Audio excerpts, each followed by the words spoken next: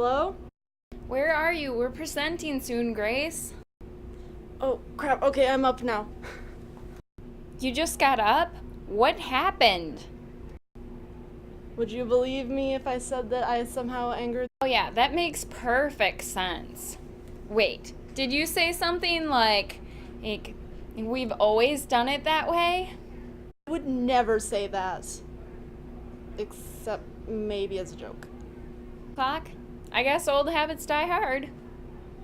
Don't worry, I'll be there soon. You can get started without me. You can start with the alarm clock story. But don't hang up, I want to hear what's going on, okay?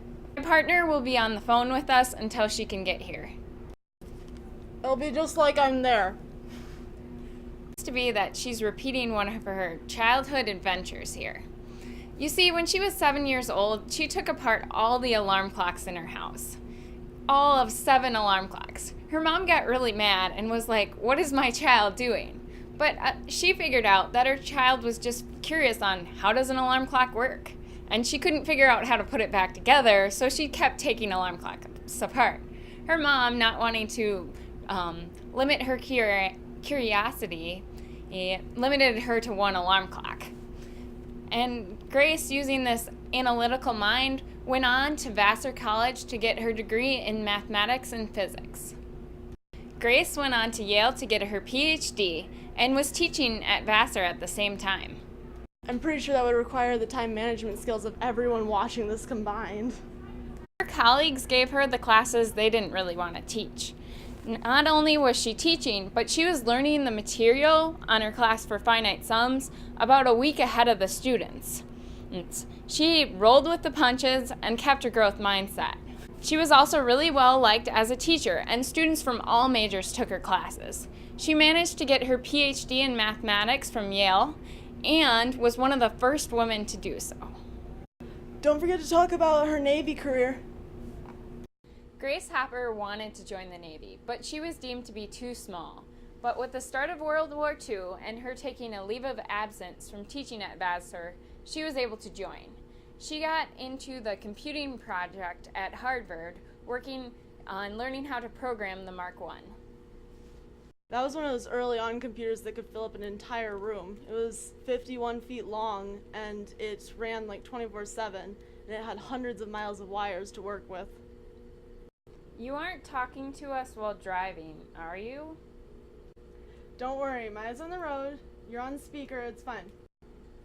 This calculator was used to make calculations for rocket trajectories, calibrating minesweepers, and making range tables for anti-aircraft weapons.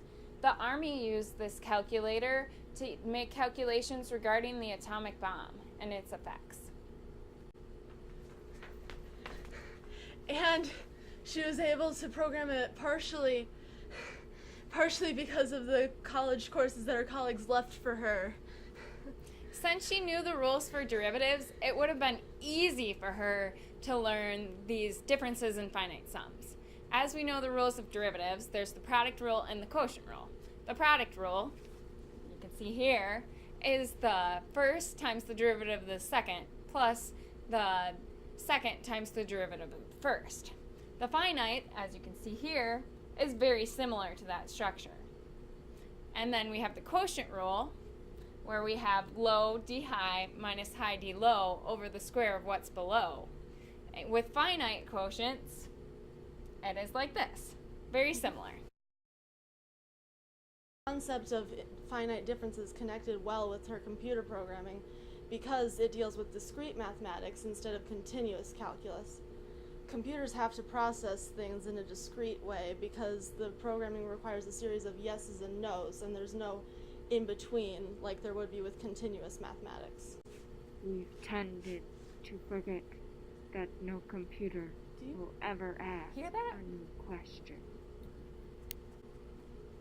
Seriously, she's been following me around since the start of spring break, just quoting herself.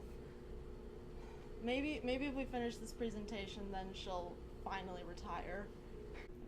Hopper was forced into retirement from the Navy at age 60. The saddest day of my life. However, 6 months later, they reinstated Hopper because they needed her to standardize their computer systems.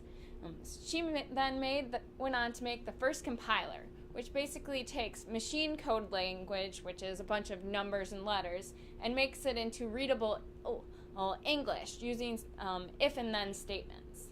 The programmer made the turn to being a mathematician. She remained in the Navy for 19 more years, so that when she retired for real at the age of 79, she was a rear admiral and the oldest serving officer in the entire service. However, she still stayed in the computer industry for a few more years after that, and she was the first female to be awarded the National Medal of Technology 1 year before she died in 1992. Thank you, ladies. You have done a good job sharing my life. Before I go, let me share one last quote, my personal favorite. Humans are allergic to change. They love to say, we've always done it this way. I try to fight that. That's why I have a clock on my wall that runs counterclockwise. I don't think you're alone in thinking that. Our teacher has a map of the world with the south pointing up. Well, you'd think that all of her other awards and honors would do a better job of honoring her than this end-of-the-year project like this, right? I could see why she liked this. One last quote from her. If you ask me what accomplishment I'm most proud of, the answer would be all the young people I've trained over the years.